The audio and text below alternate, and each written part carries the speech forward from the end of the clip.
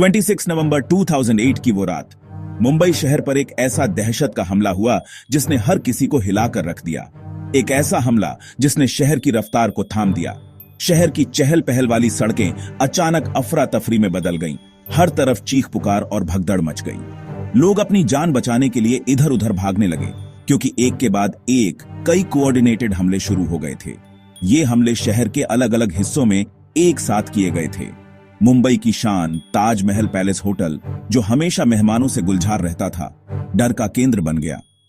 खुशियों और उम्मीदों का प्रतीक अचानक दहशत में बदल गया। आतंकवादियों ने होटल पर हमला कर दिया, अंधाधुंध गोलियां चलाईं और बम धमाके किए। उनका मकसद सिर्फ दहशत फैलाना और शहर की भावना को तोड़ना था। वो मुंबई को डराना चाहते थे।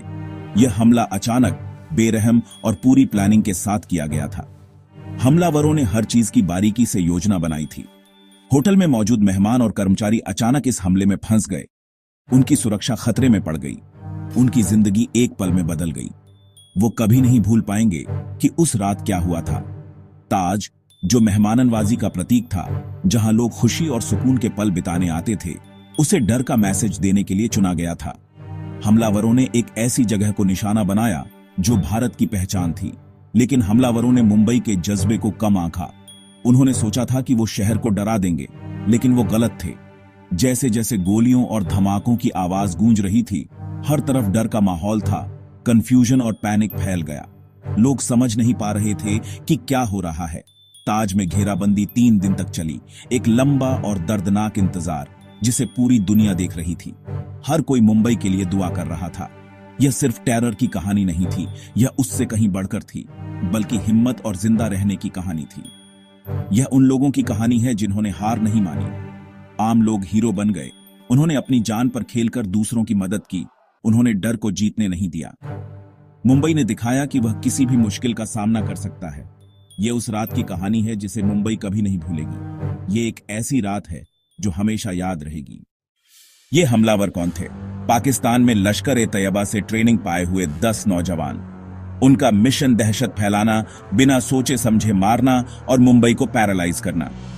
वे समुद्र के रास्ते आए, एक फिशिंग बोट को हाईजैक किया और उसके क्रू को मार डाला।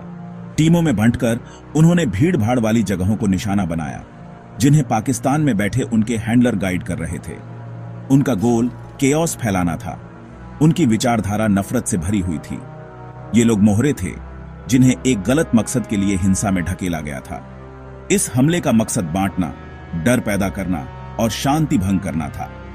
यह एक चिलिंग रिमाइंडर है कि कैसे एक्सट्रीमिस्ट विचारधाराएं बेगुनाह लोगों की जिंदगी तबाह कर सकती हैं। 4 आतंकवादी ताज में घुसे। उनका एकमात्र मकसद था शहर में दहशत फैलाना। हथियार छिपाकर वो अपनी नापाक साजिश को अंजाम देने के लिए तैयार थे। उनका इरादा बड़े पैमाने पर हत्या करना था, एक ऐसी त्रासदी को अंजाम देना था जो भारत को हिलाकर रख दे। लॉबी और रेस्टोरेंट में गोलियां चलने लगीं। हर तरफ चीख पुकार और अफरा तफरी का माहौल था। लग्जरी डर में बदल गई। आलीशान कमरों में अब मौत का साया मंडरा रहा था। मेहमान और कर्मचारी अपनी जान बचाने के लिए भागे। हर कोई अपनी सुरक्षा के लिए इधर उधर छिप रहा था, क्योंकि काओस फैल गया था और हर तरफ डर का माहौल था। आग लगा दी गई, जिससे होटल के अंदर का मंजर और भी भयानक हो गया। हॉल धुएं से भर गए, जिससे सांस लेना भी मुश्किल हो गया था, और लोगों को बंधक बना लिया गया। उनकी जान खतरे में थी और उम्मीद की किरण धुंधली होती जा रही थी। आतंकवादी होटल के लेआउट को जानते थे, जिसका फायदा उन्होंने उठाया। वो हर कमरे और हर गलियारे से वाकिफ थे। फिर भी इस डर के बीच जीएम करमबीर सिंह कांग के नेतृत्व में उम्मीद की एक किरण अभी भी बाकी थी। होटल कर्मचारियों ने मेहमानों को बचाने के लिए सब कुछ दांव पर लगा दिया। अपनी जान की परवाह किए बिना वो लोगों को सुरक्षित निकालने में जुटे रहे। कई कर्मचारियों ने दूसरों को बचाते हुए अपनी जान दे दी। उनकी कुर्बानी हमेशा याद रखी जाएगी। उनकी बहादुरी अंधेरे में चमक रही थी, एक मिसाल कायम कर रही थी कि इंसानियत अभी भी जिंदा है। घेराबंदी करीब 60 घंटे तक चली। एक लंबा और दर्दनाक इम्तिहान था। ताज एक बैटल ग्राउंड में बदल गया, जहां हर तरफ तबाही और बर्बादी का मंजर था। होटल के लिए लड़ाई मुंबई की भावना के लिए लड़ाई बन गई, एक ऐसा जज्बा जो कभी हार नहीं मानता। हमले सिर्फ ताज होटल तक ही सीमित नहीं थे। बल्कि ये एक सोची समझी साजिश का हिस्सा थे, जिसका मकसद शहर को दहलाना था। मुंबई कई जगहों पर लहूलुहान हुई।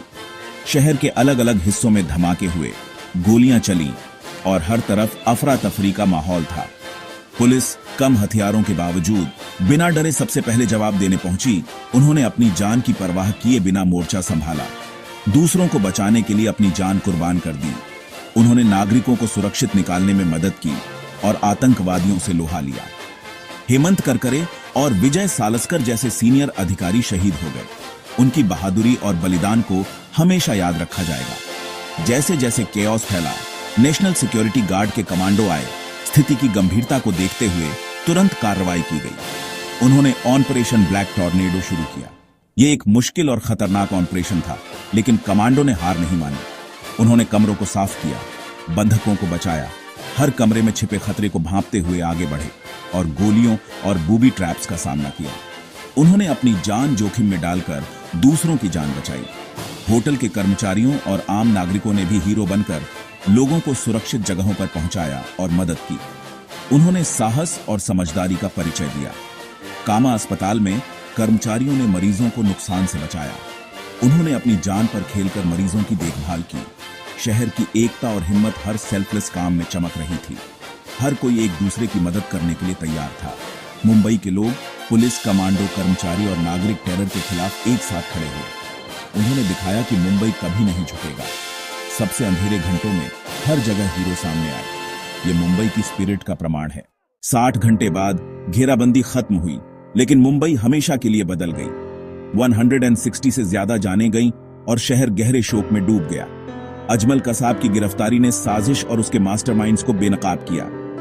हमलों ने सिक्योरिटी गैप्स को उजागर किया, जिससे बड़े रिफॉर्म्स और बेहतर तैयारी हुई। फिर भी मुंबई का जज्बा अटूट था। ताज को रिस्टोर किया गया और फिर से खोला गया। यह डिफायंस और आशा का प्रतीक है। अब 26/11 के पीड़ितों और हीरोज को याद करने के लिए स्मारक बने हैं। हर साल शहर सिर्फ त्रासदी को ही नहीं, बल्कि उसके बाद की एकता को भी याद करता है।